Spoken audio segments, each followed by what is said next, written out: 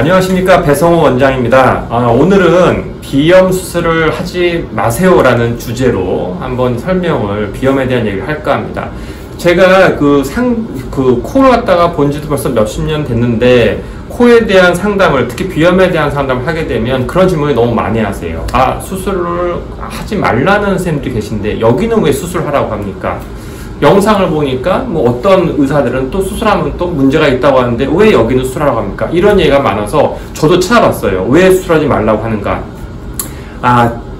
일리가 있어요. 수술하지 말라는 게. 그게 무슨 일리가 있는 거고, 그러면은 도대체 그걸 갖다가 반대해서 수술하라고 한 이유는 뭔지에 대한 설명을 좀 오늘 드리도록 하겠습니다. 비염은요, 여러분, 복잡하게 생각하면 알러지니, 비염 종류가 10가지 정도 되는데, 그거 다 고민할 거 필요 없고요. 딱 2가지만 걱정하시면 돼요.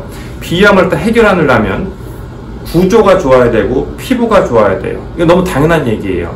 이게 숨 쉬는 동굴이란 말이에요. 동굴 차로 간다고 생각하시면 돼요. 첫 번째는 동굴이 넓어야 돼요.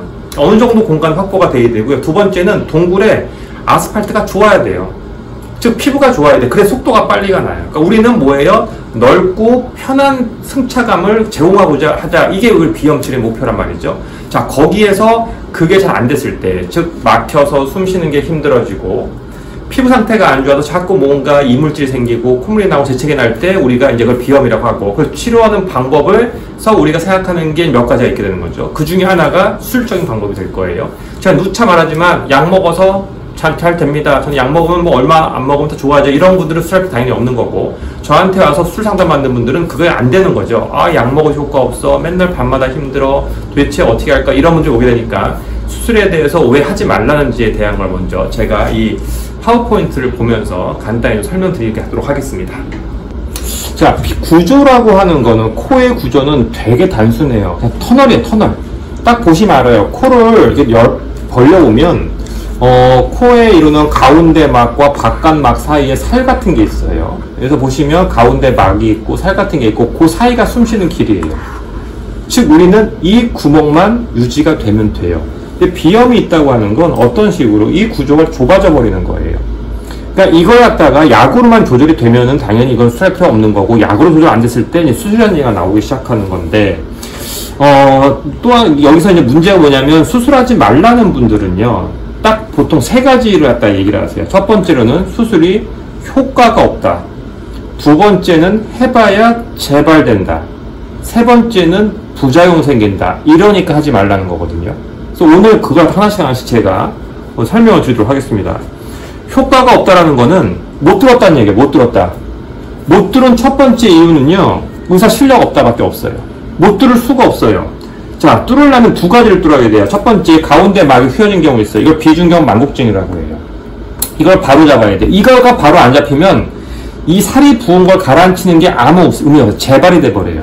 그러니까 살도 가라앉혀야 되고 이것도 바로 잡아야 돼요. 근데 2개 중에 뭐가 더 어렵냐? 이게 더 어려워요. 얘는 연골과 뼈로 이루어졌고요. 이걸 갖다가 바로 잡는 거는 솔직히 말하면 의사의 실력이 좀 필요해요. 의사 실력이라는 게 이비인후과 전문의 딴다고 다 이런 실력이 생기는 게 아니에요. 솔직한 고백이라면, 여러분들이 대학병원에서 수술을 받는다. 그럼 교수한테 받지, 전공의한테, 레지던트한테 수술 받지 않잖아요. 지금 레지던트가 전문의 딱 땄다 실력이 있냐? 없어요. 이거 못해요. 그거에 대한 걸 또다시 공부를 해야 돼요. 전문의가 된 다음에. 그렇기 때문에 이거 갖다가 잘 못하니까 뭘 하냐면요, 이것만 해요. 살 줄이는 것만. 과거에 굉장히 이렇게 많이 진행이 됐어요. 그럼 문제가 뭐예요? 효과가 미진해요. 왜? 아무래도 막혀있는 부분을 다 못 들었기 때문에 그런 거예요. 그래서 효과가 없다는 말은, 그거는 의사가 실력이 없다라는 거예요. 이거는 100%예요. 의사 실력만 좋다면 못 뚫는다는 거는, 그거는 말이 안 되는 거예요. 자, 그래서 효과가 없다 다시 말씀드리면, 의사 실력만 좋다면 효과가 없지 않다라는 거예요. 자, 두 번째, 재발 얘기입니다. 재발 얘기는 결국 이게 똑바로 했다는 가정하에 재발은 어디서 나냐면요, 결국 여기서 났었어요. 이게 왜 재발이 되냐면 수술 방법에 따라서 그런 거예요. 자, 과거에는요, 이 살을 줄이는 방법이 절제술이었어요. 절제술. 잘라버리는 거예요. 잘라버리면 당연히 공간은 확보가 되는데, 문제는 뭐냐면 부작용이 생겨요. 그 얘기는 조금 이따 해드릴 거고, 재발이 되는 것 중에 또 하나 뭐냐면 과거에 많은 게 여러분들 레이저로 수술하는 거 되게 좋아하시거든요. 그러니까 이게 문제가 뭐냐면 비염 모든 대한민국의 한 80년대 이후부터는요 수술하면 레이저란 말 안 쓰면은 사람이 믿어주질 않아요. 무조건 레이저를 써야 돼요. 자, 그래서 이것도 레이저 썼어요. 무슨 레이저 썼어요? CO2 레이저, 전 빼는 레이저예요. 레이저 쓰게 되면 이 살의 깊이는 놔두고 바깥만 태워요. 그러니까 사과가 있으면 사과의 안쪽은 안 파고 껍질만 판 거예요. 문제는 이게 살이기 때문에 몇 달 후에 재생이 돼버리면 아무런 효과가 없어요. 그래서 재발됐다는 얘기는 다 그때 나왔다는 얘기예요. 그게 한 80년대, 90년대 초반까지 얘기고요. 2000년대 들어서는 그런 거 없어요. 그러니까 물론 좀 그런 레이저를 쓰는 병원도 있지만 요즘에 고주파 레이저가 나오면서 이거에 대한 재발률은 너무 많이 떨어졌어요. 거의 뭐 1%, 2% 가능성? 대신에 얘네가 재발 안 되려면 아까 말한 대로 이 비중격이 제대로 잡혀야 돼요. 비중격이 제대로 안 잡히면 얘네들은 다시 또 재발이 돼요. 그렇기 때문에 재발된다는 것도 결론적으로 보다 옛날 방법에 의해서 재발이고 요즘 방법에서 재발되는 거는 제가 볼 때는 100%라 얘기하면 거짓말인 것 같고요. 수술을 잘 됐다는 전자에서는 그래도 99, 98% 정도는 재발이 안 된다고 저는 생각을 합니다. 자, 마지막으로는 부작용 얘기예요. 부작용이 무슨 얘기가 나오냐면 빈코증후군이라는 얘기가 나올 거예요. 빈코증후군이라는 게 뭐냐면 코살을 과거에 뭐였어요? 잘랐다 그랬죠. 자르면 어떤 문제가 발생하냐면 코가 넓어져요. 제가 코가 넓어서 과거에 수술하신 분 거 사진을 잠깐 보여주면 과거에는 이렇게 수술했어요. 자, 오른쪽 왼쪽 살이 하나도 없어요. 이게 과거에 1970년대 80년대 하던 방법이에요. 합의갑계 절제술이라 그래요. 자, 지금도 보험 코드는 합의갑계 절제술로 돼 있어요. 요즘에는 절제 안 하죠. 다 축소합니다. 아까 말했지만 고주파로 하는 거예요. 고주파 줄여주는 거예요. 합의갑계는 다 나름대로의 기능이 있어요. 온도와 습도의 조절. 그렇기 때문에 이런 식으로 잘라놓으면 빈코증이라는 거, 즉 이게 뭐냐면 너무 넓어지는 거예요. 이게 넓으면 뭐가 문제입니까? 아까 말했지만 온도와 습도의 조절력이 떨어지고요. 딱지가 많이 생겨요.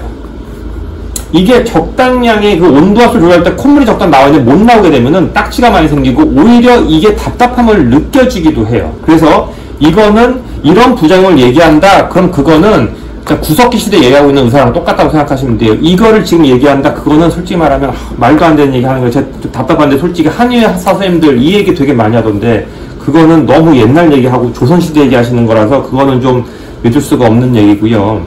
그 다음에 생길 수 있는 부작용은 코에 그 새들로즈라고 코가 이게 낮아지는 거예요. 코 구조를 보게 되면 여기가 다 연골이란 말이죠. 연골 부위인데 연골을 여러분 보신 것처럼 바깥 연골, 우리가 하는 건 비중격은요 이 안에 오른쪽에 들어가는 막 연골이에요.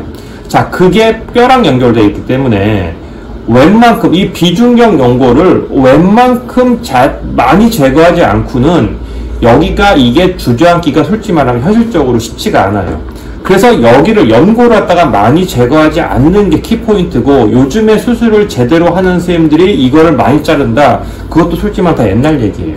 그렇게 되기는 솔직히 말하면 쉽지도 않다라는 거예요. 물론 뭐 수술하고 나서 아무래도 구조가 좀 약하니까 어디서 부딪히고 온다, 그럼 좀 까랄 수 있겠지만 수술 자체만으로 그렇게 되는 걸 걱정하기에는 그것도 너무 옛날 얘기라는 거예요. 예, 그래서 마지막으로 제 정리를 하자면 결국엔 수술을 하지 말라는 게 뭐 다 틀렸다고 할 수는 없지만 그 수술을 하지 말라고 하시는 이유는, 첫 번째는 수술에 대한 효과가 없다, 두 번째는 수술이 재발된다, 세 번째는 부작용 생긴다에 대한 건데, 그거에 대해서 그게 어떠한 근거로 그런 얘기를 했고 그게 왜 아닌지에 대해서 제가 설명을 드렸습니다. 그래서 여러분들께서 기억할 건 뭐냐면, 실은 비염은 죽고 사는 문제는 절대로 아니에요.